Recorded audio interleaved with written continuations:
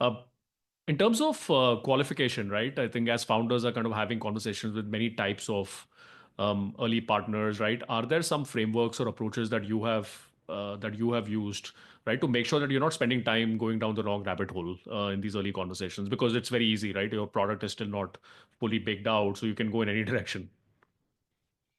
I think the answer there is volume. I'll give you our current Redblock example and Quolum's example. So Quolum, we talked to probably 150 CFOs or head of finances when we started building the product. Unfortunately, things didn't work out as we expected, and this was a pre-COVID conversation, and COVID just changed the game. Same thing here in Redblock. So again, I was talking to a couple of people in the team. We probably have had 200 plus conversations the last 12 months. And these are IT senior person or a CISO or somebody influential. So today our product is very chiseled into identity security. So anybody with, head of IM architect, identity manager, vice president of identity, those are the titles we go after. So the answer there is volume. The reason is if you talk to a smaller set of people, they'll give you their current pain points.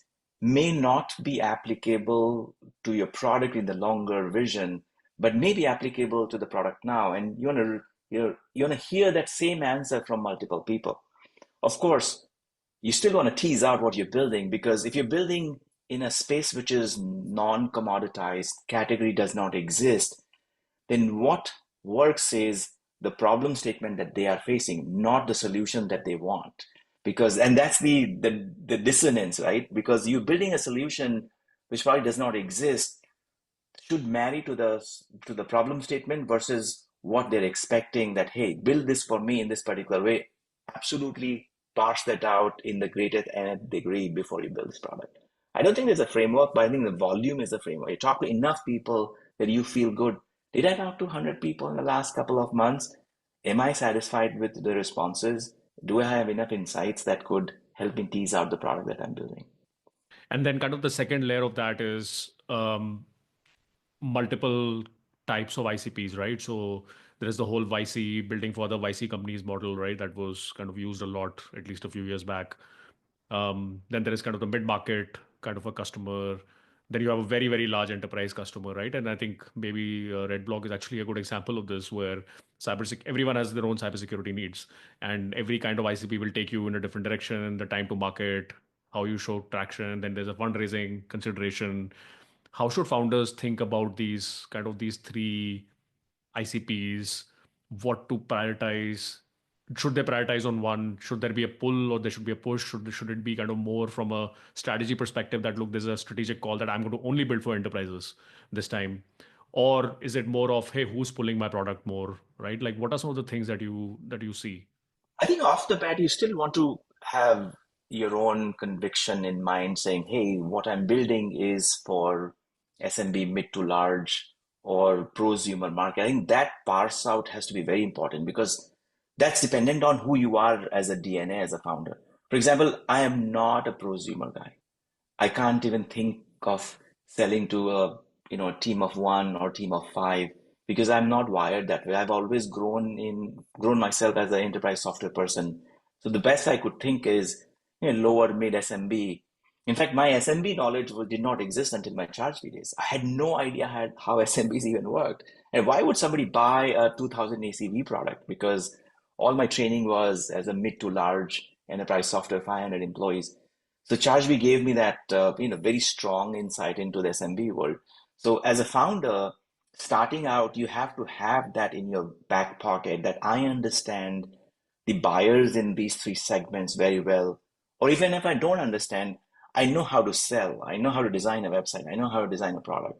I think that's foundational. And then, if you talk to 100, people in that category, they will tell you either, hey, doesn't make sense, never work, and you agree or disagree. Second, they'll tell you, yeah, my needs are here, but probably that will help you, move a needle down to a lower tier. So let's say you build something for large enterprises and somebody or consistently you get the feedback in, it will take you around a year to close this deal because it's going to be complicated. But somebody from a 500 or 1,000-person organization said, oh yeah, this is easy, we could potentially close it in a 2-month period, the answer is right there. You start with mid-market, close deals there, and then start nudging yourself up towards large enterprise. Yeah, and I think that that's a great point, right? One scenario that I see a lot is okay, you start off, you have an enterprise customers really leaning in, but the cycle is so long, right? Of eventually getting to revenue or eventually even figuring out that hey, is this a kind of a real customer or not? But in the meantime, you're getting pulled from like these smaller companies, could be even like startups, right? Where you can quickly get going. They'll probably help you. They're usually operating at the edge of whatever field they are in. You can get quickly the product going, right? And these are kind of very nuanced trade-offs as a founder because you're also under pressure from a fundraising numbers perspective. Uh, how should founders think about this? Do you still hold to that conviction of saying, look, yeah, this is large enterprise, or do you react to what the market is, how the market is kind of pulling you? I think the answer is in the product. Hmm. If the startup that is coming to you changes your product journey or the trajectory of what you're going to build, then you take a hard no there, saying, no, no, no. I know that this will make my fundraising easier, but probably you raise an angel round and then you can never fundraise again because the market doesn't exist. And this is the intellectual honesty, the phrase that you brought in. I think that's very important. I'll go down not raising money and shut this down and move to something else rather than, hey, let me raise money and I'll figure it out. As long as you think that the product for the first one could be the foundation for the product for the bigger or the larger cohorts, then the answer is yes. Otherwise, you want to be very, very careful. And because, as founders, and we saw this during the Quolum days, so we built a product which was very specifically a SaaS spend management card that you could add your subscription and you do spend management from the back end. So the user interface was a card, right? It's as simplified as possible. And then all of the complexity behind the scenes. What happened was the market changed in the favor of services, saying, oh, yeah, yeah, yeah, I get the card initially. But then I need negotiation, I need procurement, I need, better deals, etc. Give me a 2% team in Bangalore and they could take a Salesforce agreement and renew that for me. Initially, we started losing deals, and then we're like, what the heck we are doing? We cannot lose these deals just because we don't have services. And when we are based out of India, we couldn't put an army of people to do procurement services. That was a wrong decision on my part. So we added procurement services, which ended up doing two things. It undermined our product and it also changed our product because now we are building a product that is aligned towards delivering services and a project of when things get done rather than the core value that we had, which is spend management using the fintech piece. And we got taken down a rabbit hole where the market commoditized. The CFO would say, hey, okay, so you're saving me $10,000. I'm going to give you $1,500. So we did not become a product value play. We became, I'm going to give you a cut from my savings play. And you cannot build a venture scale startup if the value prop is $1,500 or $10,000. Never. The margins will never be there. And then hard pill and then we unwound the business.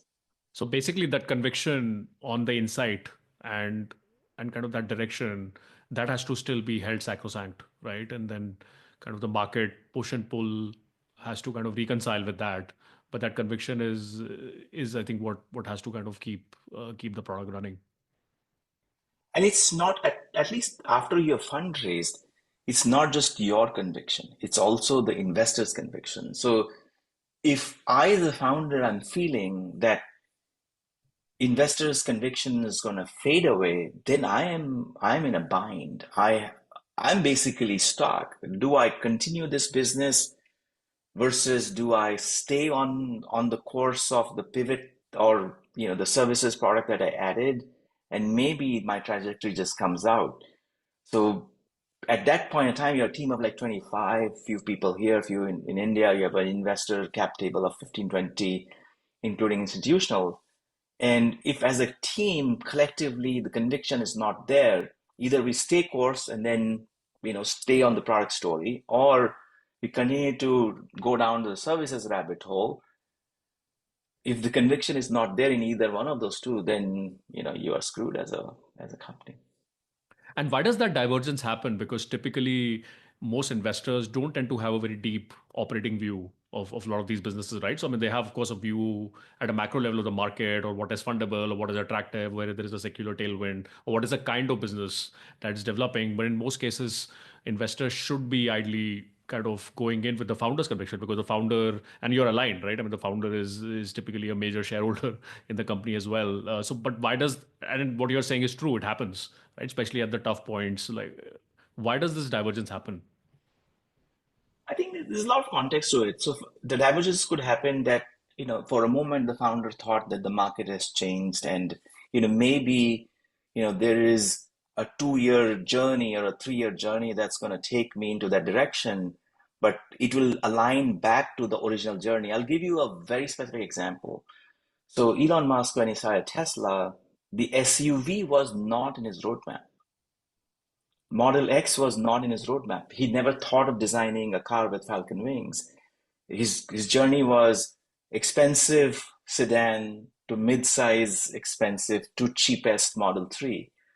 Now, somehow there's a lot of colorful stories in there, but I'm not going to go into that right now. I'm sure you've read those books. He basically decided that the Model X is going to add a very strange and unique marketing angle that's going to generate buzz as a product, which is going to help him do the second and third version of the car, which was very right direction. It worked out because him or Tesla and him as a founder, they aligned back to the journey of Model 3, right? So it was a detour came back. And so were the investors that were aligned. It took him almost 3 years. So Model 3, as per plan, it was late by at least 4 to 5 years, right? It came out very late in the market. The original plan was much ahead based on his original timeline after Roadster, but it aligned well. But if in that Model X journey, he ran out of money, but then he still got money and then aligned back to the original journey. Doesn't happen as nuanced in every startup's journey. It didn't happen in many of these cases. Hence the divergence happens. The founders will think, oh, why did you take the Model X journey? And the blame game, it was an expensive product. It was impossible to build. It costs more than to build the car than the money that a buyer is paying for. You're losing on every car, and it derails us. And the divergence happens, and the alignment between the investors and the team and the founder. If you know the history, many people left because of the dissonance that happened within Tesla, because Elon just decided he's going to do Model X. I think that's where, in a much more compressed timeline, in a much more smaller fundraise events for smaller startups, that divergence happens. And I always say that, having a fully aligned cap table is probably one of the biggest enablers for a founder and something that I think it's the biggest service that investors can provide to a company, right? Right and wrong, who knows?